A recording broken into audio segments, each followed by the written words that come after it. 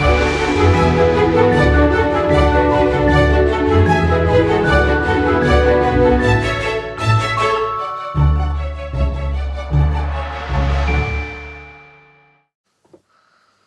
guys, different backdrop to what you're used to. Having a bit of a play around with filming in somewhere different. Anyway, today I thought I would talk to you about Christmas. And I know some of you are like pumped that they're like, hello, yes, she's doing a Christmas video again, Christmas planning series again, Christmas, bring it on, whoop whoop, yeah. And then she's like that, whoop whoop, yeah. And I also know that some of you will be like, oh God, she didn't just mention Christmas, it's not even Halloween. Oh, can't do this.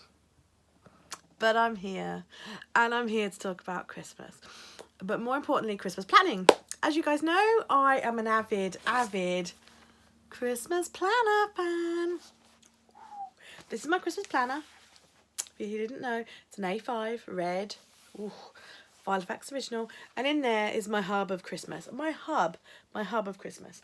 So, it's only October. You're thinking, maybe, why? What can I do with Christmas? Christmas is months away, blah, blah, blah, blah, blah. But let me put it into perspective for you. Christmas is 2, possibly 3 paydays away.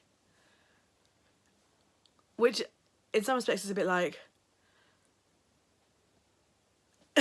how did that happen? 2, possibly 3 paydays, depending on when, of course, you get paid, you know? So, if you're like myself, I don't have a payday. I just have random money coming at random times. So, I need to get on top of Christmas earlier than perhaps other people do, you know? But even so, you know, Christmas, it comes around pretty quickly. So I like to get ahead as early as possible. Just like, I want to enjoy Christmas. I want to fully envelope it. And for me, Christmas isn't just about one day. Christmas isn't just about Christmas Eve, Christmas Day and Boxing Day. For me, Christmas is about the whole month. I don't see Christmas as one day. I see it as the whole month. For me, all the preparations for Christmas are just as enjoyable as the actual Christmas itself. I like to bake, I like to make things, I like to decorate my home, I like to go and see Christmas lights in different towns, that kind of thing. For me, the whole prep is actually a bit more exciting than Christmas Day itself. So I like to make sure that I'm a bit more organised so that I can enjoy those things. We know what money we've got, we know what time we've got, all that kind of stuff. So I start as early as I possibly can, and for me it makes it a lot less stressful, and I can really sit back and enjoy Christmas. So let me give you some tips, my tips on things that you can do in October. It might seem like a long way away, but here we go. So for some of you, you might want to look at setting a budget. You might want to look realistically at, you know, if you've only got 2 or 3 paydays, obviously you've still got the normal bills that come round that you need to pay. So you may want to look at setting a budget, having a look at what money you've perhaps got in savings that you could use, and how much that you could allocate of those paydays towards Christmas. So you're going to want to look at, you know, you want to look at your food, decorations that you might want to buy, whether you want to buy a new tree, you want to look at presents, activities, clothing, you know, if you've got to go to Christmas parties, spending money for Christmas parties, all of that kind of stuff. It does really add up. And I've said this before in previous Christmas planning videos that yes, Christmas is important, Christmas is lovely, we all love Christmas, but actually is it worth getting in such crazy, terrible debt for? You know, if you've got space on your credit card and you want to use your credit card, then that's great. If you need to use your credit card, you know, that's what it is. But you know, money, I know people don't like talking about money, think it's vulgar, but when it comes to Christmas, we do need to kind of think about getting the finances in order. So it's quite a good idea to set a budget. Tip number 2, I'm not going to number these actually because they're kind of all roll into each other, but it all does kind of centre around money, dare I say. So the other thing is start to make a list. Get that planner out if you've got one, or a list pad or a notebook, whatever you've got. Start to make a list of some of the things that you would like to buy for presents, things you'd like to do, things you'd like to make, that kind of stuff. And once you've written your list, you can kind of start to assign some rough prices. You know, assign, are you going to spend £50 per child, £100 per child, that kind of thing. Are you going to spend, you know, X amount on whatever. Start writing a list and working out what things are going to cost you, and seeing where you've got some wiggle room. If you can, if your children are old enough, start probing them, like stuff starting to come in the shops now, and more and more adverts on TV, particularly older children who are perhaps more aware. I mean, I've started doing it with my little one, even though she's tiny, you know, because she does watch children's TV and Christmas comes along, and so, you know, so she's kind of been asking about Christmas, and I've sort of been like, well, first we have autumn, then we have Halloween, then we have fireworks night, then we have Christmas. So if you can, start probing your children about what sort of things they might like to ask Father Christmas for, which is, I mean, obviously you know your children, and it, you know, you can buy for your children. It's nice to get them some surprises, but it's also kind of a nice idea to kind of gauge what sort of things they might be expecting from the big man, because obviously you don't want to totally ruin their childhood hopes and dreams if that special toy isn't purchased. As you know, some toys sell out crazy. So start thinking about what you might like to get the people in your life, what sort of things they might like, that kind of thing. And then you can kind of do a bit of research and start working out how much these things cost. Now, I've noticed, I mean, I know Argos very often do like half price toy sales, kind of like September, October time. Today I had to go online and buy Miss B some new pyjamas, which I bought from Mothercare because I do like their pyjamas, and they have currently got 20% off all their clothing and all of their toys. So I was like, while I was buying her some normal pyjamas, I bought some Christmas pyjamas because they were too, like, they'd got some in the sale and some were reduced in like percentage off, and it was just too good a price not to. Well, I was already paying postage. I bought extra pyjamas for Christmas because I'll talk about traditions in another video, but traditionally we have new pyjamas at Christmas. So make use of the sales that are out now. Lots of shops kind of have sales on, and that can make a massive difference. Particularly if there's things that you know you're already going to want, already going to need, take advantage of those, buy them when they're in the sale. And also, you know, like if you are ordering things online for general everyday things, like for now, and you've got to pay postage, shipping prices, consider maybe ordering some of your Christmas bits now as well, like I did. You know, Mothercare has got a standard £4 delivery charge. So because the pyjamas were on sale, and B, I was ordering anyway, I ordered the pyjamas because I'm saving myself having to spend another £4 on shipping further down the line, because I know that I'm going to want to buy her some Christmas pyjamas. We always get new pyjamas, so I know that I'm going to want to buy them, save myself an extra £4 on delivery, buy them now. Win-win. So do a bit of research, have a look online at different shops and things, see who's got any sales on now, and if you've already got you know, you can save yourself quite a bit of money, particularly if you've already got a budget set, that kind of stuff. I also find with the shops, I don't know if you guys find it, but as the shops roll out more and more of their Christmas ranges, they put other ranges away, and I think there is a good place for gift sets. Don't get me wrong, I do like a nice gift set, but I do find sometimes that, like, how to phrase this, like, decent stuff sometimes gets put aside for gift sets and that's the word, novelty items. But the trouble is, like, I like a novelty item, don't get me wrong, they're fun and things, but sometimes they're a bit junky, and they're a lot of money, and they're a little bit junky, and, you know, they're gimmicky, and you might just use them like once or twice and then that's it. And I'm kind of more and more conscious of my environmental impact, and I don't want to just like buy plastic tat that's going to get chucked away. I want to kind of buy decent presents. I'm gonna have a bit of tea. And also, like, John, for example, he's not into golf or fishing or football or anything like that. He is in, and so, like, gift sets and things, like you buy packs of socks, that kind of thing, they have like fishing motifs on, that kind of stuff, and he's not into that. So John likes surfing and gardening and vintage VWs,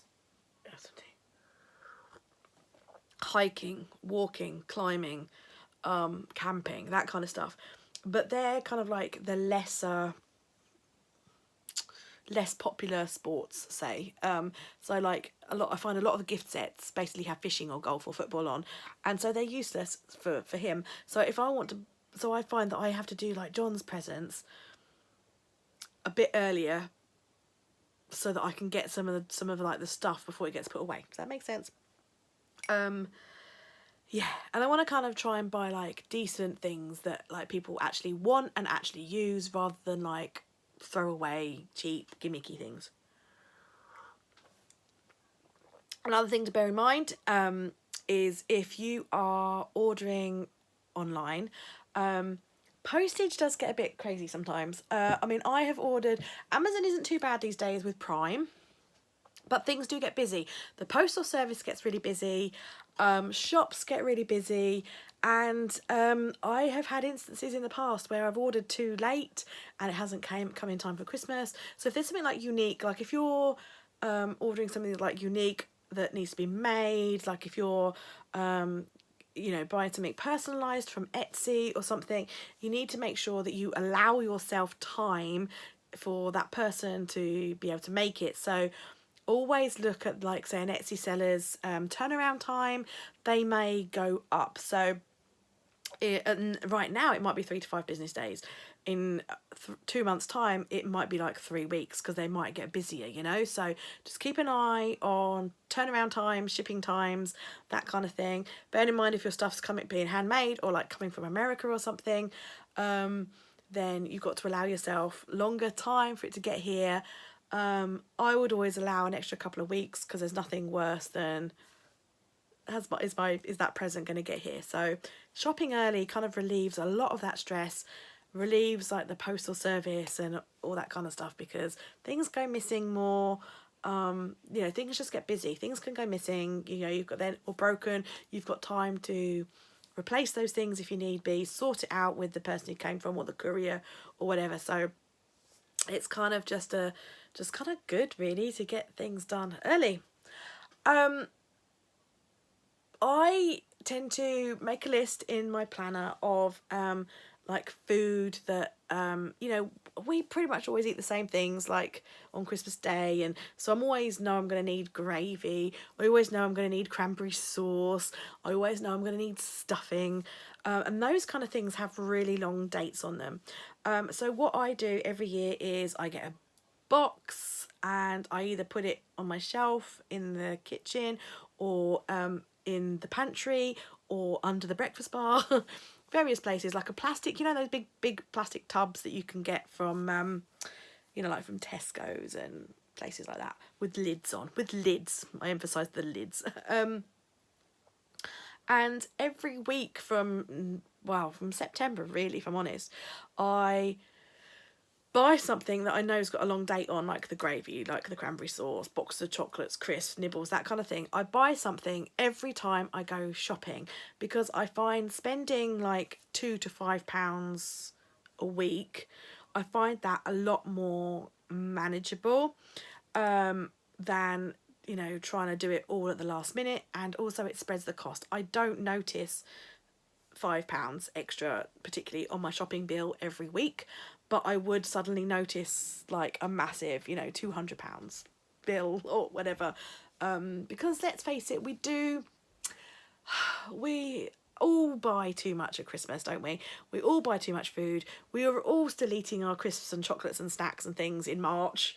I don't know, maybe that's just our family, but so I should buy less, but I do get caught up in it all, and then you also get gifts and things, and I like that. And I still want to do that. So, yeah, I pop a box of matchmakers or a box of after eight mints, after dinner mints, that kind of thing. I pop them in my trolley every week, and then I tick them off so I know what I've bought and what I've got left to buy. I'm having to have tea because I've done a lot of video making today and my throat's a bit dry. So yeah, I buy something every week, put it away in a plastic box, and store it for Christmas. Now this works really well because it's just John and I and a little person who isn't massively aware. If perhaps you've got older children or husbands who don't have much restraint, chocolates and snacks may get delved into. I don't know what it's like in your family, but for example, for us, sometimes on a Friday or Saturday night, you're kind of like, not hungry, but I just fancy something, nibbly, and the temptation is there to delve into that Christmas box. So, I don't know, do whatever works for your family. Put it perhaps in a place where the older kids can't see it and be like, there's matchmakers in there. With all these things, you have to do what works for your family and your situation. So moving on then, it's a good time to start thinking about if there's anything you want to do, anywhere you want to go, anywhere you want to, anything you want to see. It's good to start working that out now. So I'm talking things like Father Christmas, Santa's grottos, pantomimes, theatre shows, choir concerts, theme parks. I was just looking the other day, like one of my things, I really want to take little one to Peppa Pig World at some point, and I was like, I saw a thing on Facebook that they deck it out all Christmassy, and I went online, I was like, oh wow, that'd be amazing, going to Peppa Pig World all Christmassy, and I looked, and some of the dates are already sold out. So if you know there's something you want to do, then consider, if you can, buying it now. I know you don't necessarily know what's going to be coming up in December, but you can say to people, I'm really sorry, I've already got something booked. If you know that you desperately want to go to Lapland UK, or you desperately want to go to Peppa Pig World, or whatever it is, a festival of lights somewhere, if you know you definitely want to go and to do something, put it in your diary. Book it now if you can. If you've got the finances, book it now. I mean, looking at your budget now, you can start to jiggle it and move it around and work out, right, okay, we need to book this concert now because that's going to get sold out. So, but actually, we could probably buy some presents like next month because so you gotta juggle it, work out what your priorities are, and juggle it. But yeah, things do get pretty booked up. So if you definitely know that there's something you want to do, you've got a burning thing to go and do it, then do it. Then get it booked now if you can, to avoid disappointment. And my last thing is craft projects. If there's anything you want to make, particularly if it's homemade gifts for people, now is a good time to start planning that, doing your research, maybe going on Pinterest, seeing what you want to make, sourcing the supplies, getting the supplies in. That gives you plenty of time to start making things without being too stressed right near the end, and not allowing yourself enough time. And particularly like greetings cards, if you like to make greetings cards, now's a good time to start making them, because then you know that you will be able to meet all the posting dates, like if you're sending abroad, and you can get the cards sent nice and early in December so that they get there in time and all that kind of stuff. So think about your craft projects early and get cracking with those. So that's it, guys. That's my tips for what you can do to start planning for Christmas in October. I hope it's helped, and I hope it kind of starts to kind of give you some motivation, some inspiration, and perhaps help relieve the stress for you. Bye, guys.